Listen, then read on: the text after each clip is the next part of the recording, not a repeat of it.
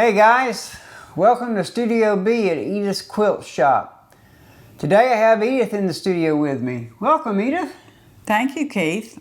I'm happy to be here today. I know you're eager to get back to sewing and quilting again after breaking your right foot 7 weeks ago. When do you think you'll be able to start working with fabric again? I actually think I'll be able to start cutting and standing next week. Well, that's fantastic news, Edith. I know a lot of our viewers have been waiting for you to return to the sewing room and start working again. I also know you have a special project that you are eager to start. A t-shirt quilt for our beloved daughter-in-law. I see you have a stack of t-shirts already with you. Why don't you begin by telling us exactly how we sort them and begin to look at the cutting process? Well, Keith, sorting is super important before you cut a single t-shirt. You have to look at each shirt and figure out what part of it you actually want to save. I begin by looking at the coolest graphics, logos, or words on the front and on the back. Then I check the size of the design so I know how big the blocks need to be. Next, I separate the shirts I definitely want to use from the ones I might skip. Well, that makes sense to me, but what about the sizes of the graphics? Some of these are huge chest prints and some are tiny little logos on the pocket and writing down the sleeve. How do you handle that? That's a great question. Graphic size can totally trick you if you aren't paying attention. Here is how I deal with them. First, I measure the biggest design to set the size for all the standard blocks, usually around 12 by 12 or 14 by 14. For the tiny pocket logos or sleeve prints, I plan to use a smaller block or add extra fabric around them to make them fit. Remember that squares don't have to be the exact same size if I'm doing a puzzle style quilt layout. Okay. I think I get the sizing. But how do you actually anticipate the cut before you put the scissors to the fabric? Aren't you terrified of ruining a perfectly good t-shirt? Don't panic. Just plan ahead before cutting it. I want to make sure I give myself enough room to work with. I always use a clear plastic template or a square ruler to trace my cut lines with chalk or with fabric pen. I leave at least a ½ inch of extra fabric all the way around the design so it doesn't get chopped off when I sew it. Then I double check the design is centered inside the square before I cut through the front and the back of the shirt. Well, that's awesome tips, Edith. Now, could you sort this pile of t-shirts and tell us about how you see this quilt coming together? What is the very first t-shirt in your pile and where do you think she got it from? The very first one in the pile is a t-shirt from St. Martin, and this is one that you have to pay very close attention to because the turtle is not just the only part of the design. Underneath the turtle is also the St. Martin crest, their official governmental crest, but it's in very light color, so you would need to make sure that you use the correct size square. 12 by 12, this is a 12 by 12, well, I thought it was. It's not, that's too small, so I'd have to go to the next size up. This one is a 16.5 by 16.5. So you're gonna cut it as close to that as you can cut it. Now, everybody knows that a 16.5 and 16.5 can be cut down to a 14 by just shifting over the ruler, whichever way you want to go. But this square has to be, because the little gray part is up here and down here, so it's going to take this 16-inch piece, or probably 14, to get that whole quilt in there. This t-shirt came from St. Martin, and I know it was probably purchased because they've only been to St. Martin once when he proposed marriage to her. So that's going to be a special t-shirt placed in a special place because of what it means. St. Martin's is a special place to both of us. We used to go there 4 times a year. And we liked it almost so much that in the 80s we almost bought a house there and was contemplating moving there. Yep, St. Martin is a special place. It has grown significantly since we were contemplating moving there. It only has one road all the way around the island, and Lord knows what the traffic is today.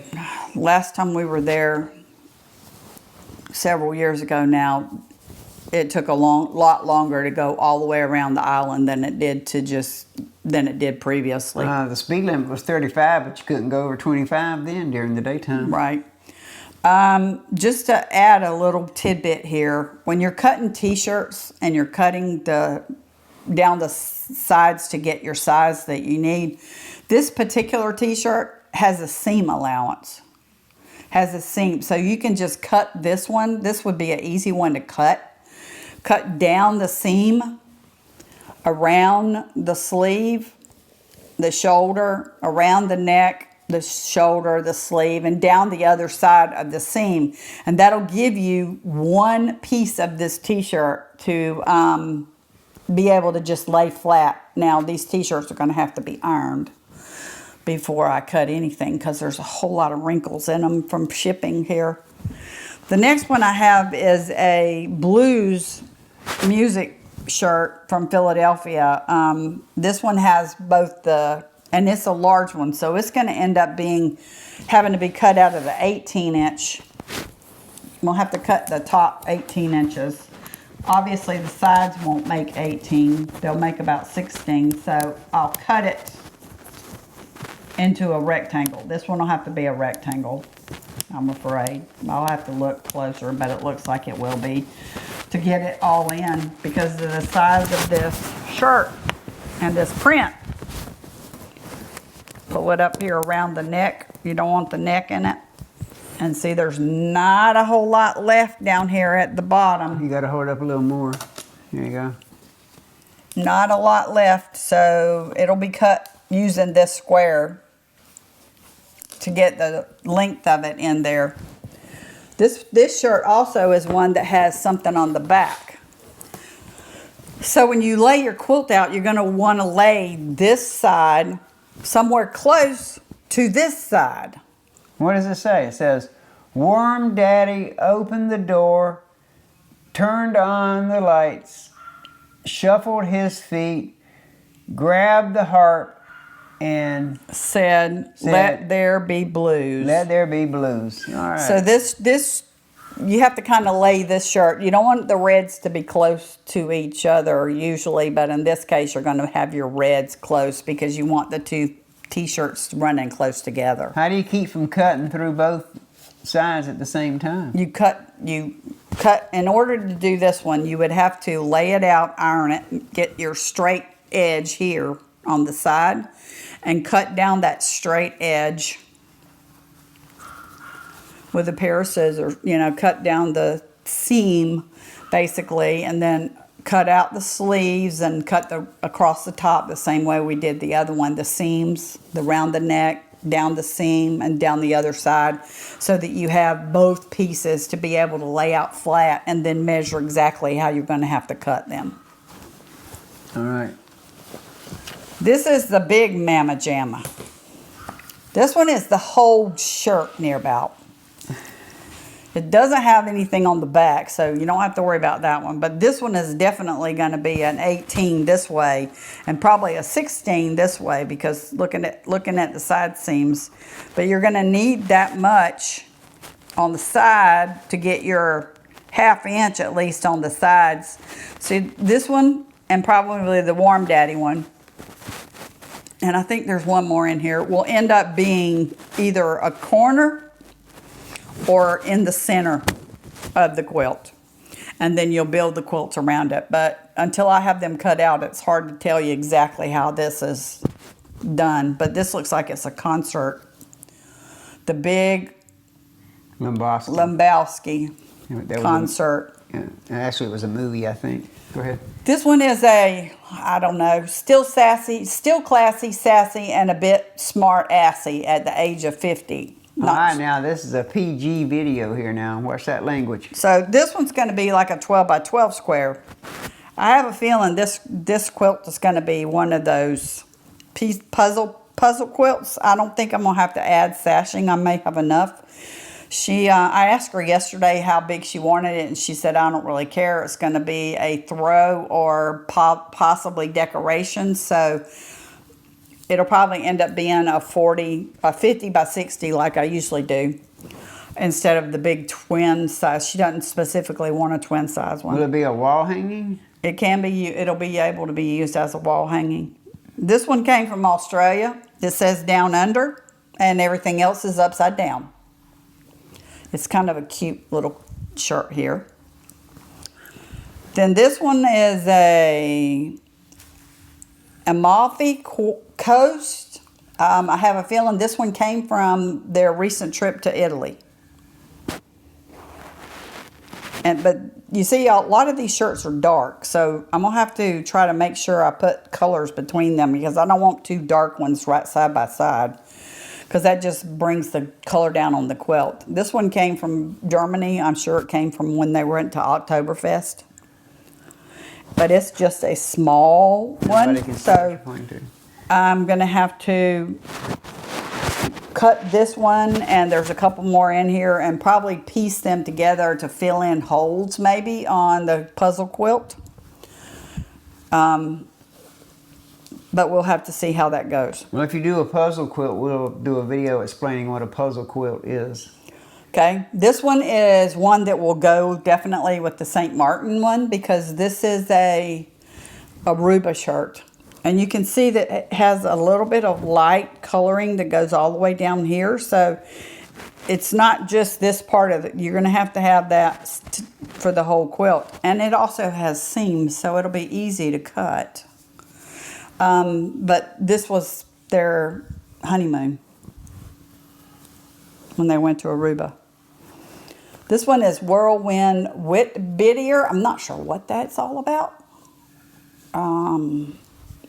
But it's a small enough one that it'll be in a 12 by 12. Then we have an Alaska one. I have a feeling this came from when Stephen went to Alaska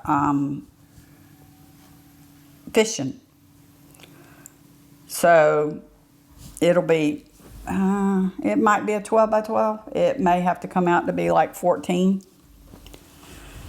This one is one from 1989. She was specific to show this to me.